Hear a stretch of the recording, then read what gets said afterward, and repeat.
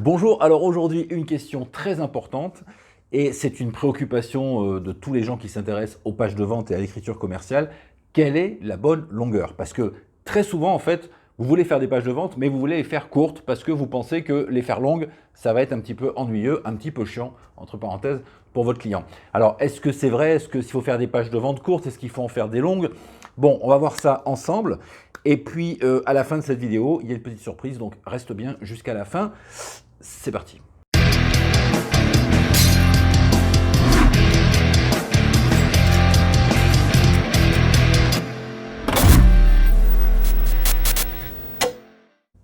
Alors cette question de la longueur des pages de vente, elle revient tout le temps. C'est-à-dire que dès que je suis en coaching, tu vois, ou en accompagnement, ou que je fais un travail d'écriture pour un client, je lui fournis par exemple mon travail, et puis bon, moi généralement, tu vois, je fais un argumentaire qui est assez long, et mon client me dit ouais, mais est-ce que c'est pas trop long? Est-ce que c'est pas, tu vois, est-ce que c'est pas trop long? Sous-entendu, est-ce que ça va pas être chiant entre parenthèses, tu vois, pour les gens en face? Est-ce qu'ils vont vraiment tout lire?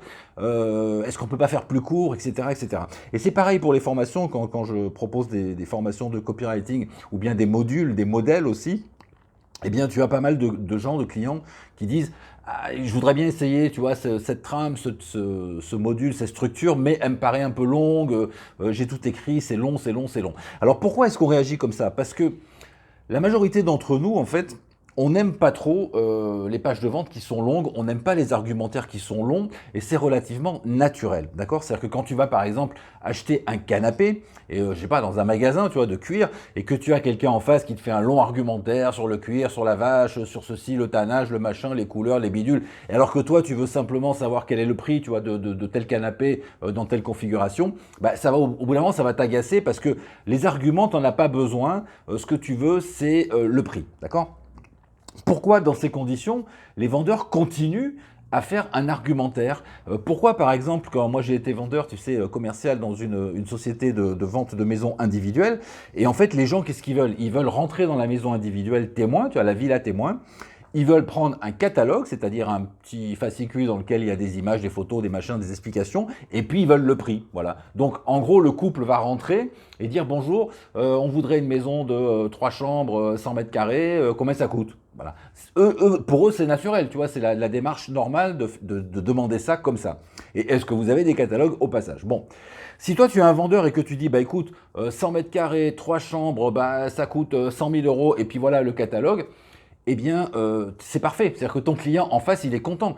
Il a posé une question simple, tu as donné une réponse claire et tu as donné ce qu'il voulait, en l'occurrence un catalogue, une carte de visite. Il va te dire, bah écoute, je vous remercie beaucoup, super sympa, on vous rappelle. D'accord. Et toi, tu es content, tu dis, bah, j'ai bien fait mon boulot, j'ai bien renseigné les gens. Évidemment, tu t'es planté complètement. Évidemment, ces clients-là, tu les reverras jamais de ta vie et la vente, elle t'est passer sous le nez et c'est quelqu'un d'autre qui va la faire. Pourquoi? Parce que tu n'as rien argumenté du tout. Donc, face à cette demande, il ne faut pas réagir comme ça. Il faut dire, bah, écoutez, messieurs, dames, voilà, prenons rendez-vous, comme ça je viens chez vous, ou bien vous revenez ici, et puis on prend le temps de bien comprendre votre projet, voir ce que vous voulez, etc., etc. Parce que tu vas faire une découverte client, et ensuite tu vas argumenter sur les points forts de ta société, sur les solutions que tu peux apporter. Tu vas donc passer du temps, 1 heure et demie, 2 heures, 3 heures avec ces clients-là, et donc il va se créer une relation, et donc tu as beaucoup plus de chances de vendre à la sortie que de leur dire ça coûte 100 000 euros, voilà un catalogue. Pareil pour les voitures, pareil pour tout, hein, d'accord? Donc d'un côté, si tu veux, pardon, tu as les bons vendeurs qui vont transformer la demande du client en argumentaire, et de l'autre, tu as les mauvais vendeurs qui vont répondre directement à la demande du client. Combien ça coûte? 100 balles. Est-ce que vous livrez? Oui. Est-ce que je peux l'avoir en bleu? Oui. Voilà. Bon, on s'en fout de ça. Tu vas répondre à la demande du client simplement.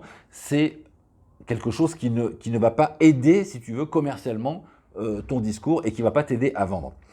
Donc, on a besoin d'argumenter. Et ça, c'est la réalité dans la vraie vie. Eh bien, évidemment, sur le web, c'est la même chose. Si tu dis à tes clients, voilà, j'ai une formation qui vous explique comment devenir le numéro 1 sur YouTube et elle vaut 497 euros, cliquez ici.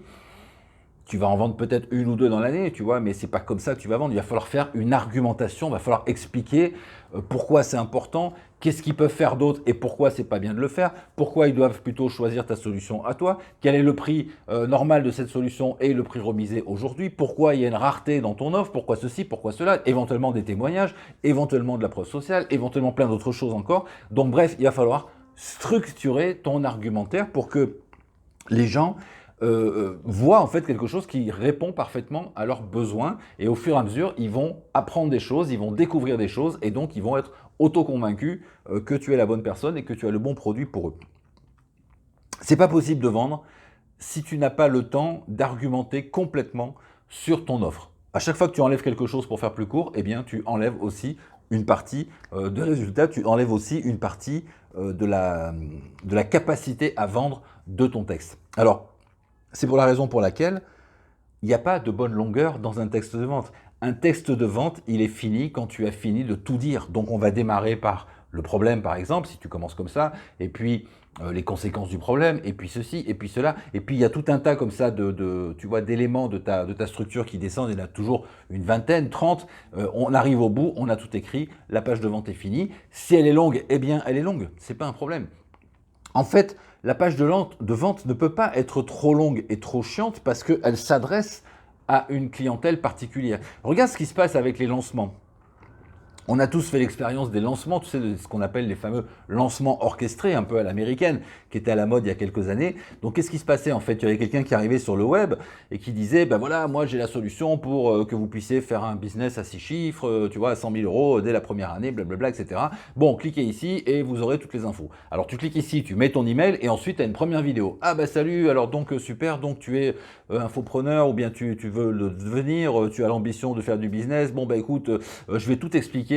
Tiens, voilà d'ailleurs un premier cadeau, tu vois, c'est un espèce de PDF, comme ça tu pourras tout remplir au fur et à mesure. La deuxième vidéo, demain, tu verras, je t'explique tout.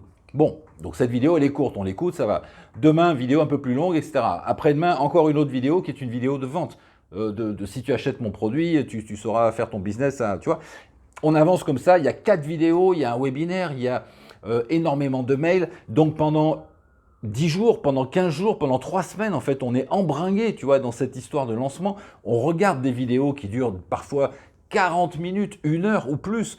On écoute un webinaire qui parfois dure 3 heures, tu vois, et on est toujours là et on écoute et on est fasciné par le truc.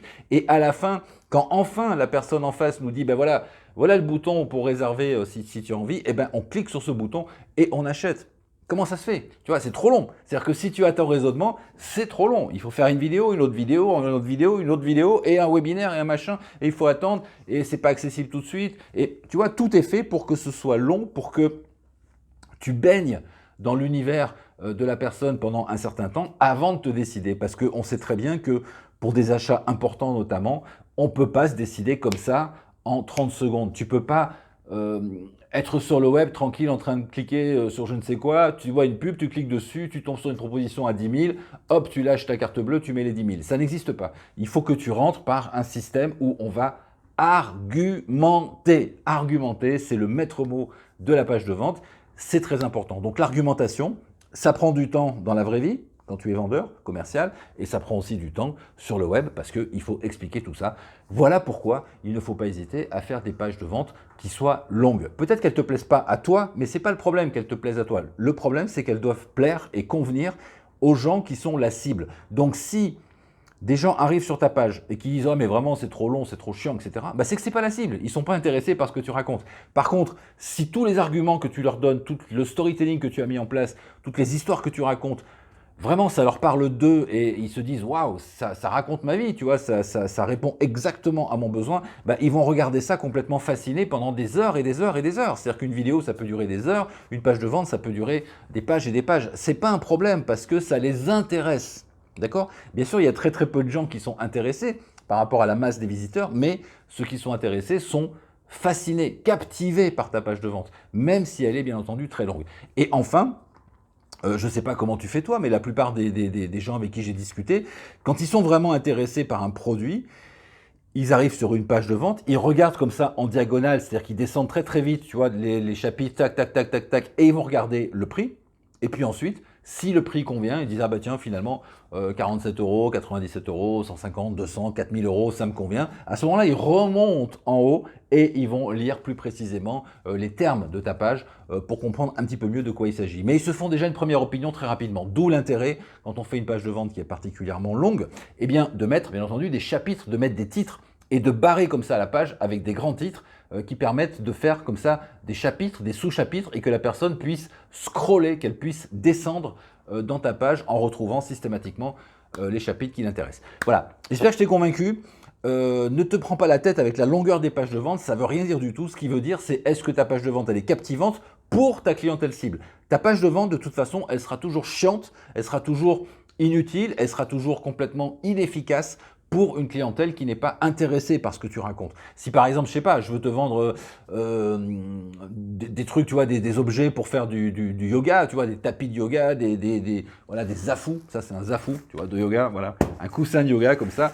Si je veux te vendre ce genre de produit, mais que toi, de toute façon, le yoga, ça t'intéresse pas du tout, c'est pas ton truc, bah évidemment, la page de vente, elle peut être courte, elle peut être longue, elle peut être magnifique, elle peut être illustrée, elle peut être très aride, elle peut être tout ce que tu veux, ça ne t'intéresse pas, c'est-à-dire que tu ne t'intéresses pas au sujet lui-même. Donc forcément, tu vas rien avoir à faire de l'argumentation. Si par contre, tu t'intéresses à tout ça et que tu cherches justement des informations sur le yoga, tu tombes sur ma page de vente yoga et là, tu commences à lire et ça t'intéresse. Et ça t'intéresse, peu importe que ce soit long ou court, à la sortie, tu sors ta carte bleue, tu achètes le produit, si c'est ce que tu souhaitais et si je t'ai convaincu. Voilà, je t'en dis pas plus là-dessus. Je t'ai promis une surprise tout à l'heure en démarrant cette vidéo. Eh bien, la surprise, c'est que je vais te donner une structure, je vais te donner un modèle. C'est-à-dire que si tu t'intéresses vraiment aux pages de vente, et visiblement tu t'intéresses aux pages de vente parce que ça fait déjà quelques minutes que tu écoutes cette vidéo, donc si tu t'intéresses à l'écriture des pages de vente, à la capacité à mettre en place un discours commercial, etc., un argumentaire, eh bien je vais te donner une structure modèle toute faite, ça s'appelle un plan de vente. Il est disponible en dessous, ici, sous cette vidéo, tu cliques dans dérouler, tu sais, le descriptif, et puis tu verras le premier lien qu'il y a, ça s'appelle plan de vente, tu cliques dessus, tu le récupères, comme ça tu vas pouvoir construire toi-même ta propre page de vente de manière efficace. Tu vas pouvoir faire une page de vente qui vend quelque chose, qui convertit. C'est un modèle qui fonctionne très très bien. Il suffit que tu suives chaque chapitre, tu vois, chaque morceau de ce modèle et que tu mettes ton texte pour chaque élément. Évidemment, les éléments, je te les donne et je te les explique. C'est-à-dire qu'à chaque fois que je te donne un élément de cette structure, je t'explique aussi pourquoi on le met là, à quoi ça fait référence exactement et quel est le type de texte que tu dois mettre à cet endroit-là. Si tu veux, c'est un modèle à trous, tu n'as plus qu'à remplir. Donc il est disponible dans le descriptif ci-dessous et puis je vais le mettre aussi en lien dans le commentaire, le premier commentaire de cette vidéo. Ce sera un commentaire que je vais faire moi-même, que je vais épingler et je te mettrai donc le lien directement.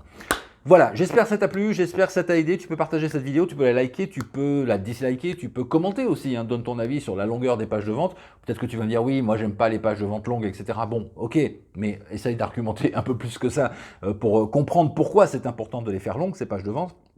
Et puis aussi, si ce n'est pas encore fait, eh bien tu peux t'abonner à la chaîne. Fais-le ici, je crois que c'est là. Si je me suis trompé, tu le fais de l'autre côté, mais je pense que c'est ici. Tu t'abonnes à la chaîne, tu cliques sur le bouton. Comme ça, tu actives la cloche des notifications et comme ça, tu recevras toutes les nouvelles vidéos. Généralement, j'en fais une tous les jeudis, puis de temps en temps, quand ça me prend, j'en fais une aussi le lundi, le mardi, enfin bon, plusieurs. Autre chose, pendant que tu es dans le descriptif de cette vidéo et que tu récupères ton plan de vente, comme je te l'ai dit tout à l'heure, eh bien, tu peux aussi, pourquoi pas, récupérer d'autres éléments et te retrouver ainsi dans ma liste de contacts privés. Alors, si c'est le cas, eh bien, je te dis merci, bravo, félicitations, super, je vais t'envoyer à peu près un email par semaine, parfois même moins que ça. Donc pas beaucoup d'emails, mais des emails de qualité, des emails qui sont intéressants pour toi et ton business. Tu vas adorer. J'en ai fini, je te dis à bientôt, merci d'avoir écouté cette vidéo. Et puis, il y en a une autre derrière à la suite si tu veux, donc tu pourras cliquer, ou bien elle va se mettre en route tout seul, tu verras. Je te dis à bientôt, ciao, ciao.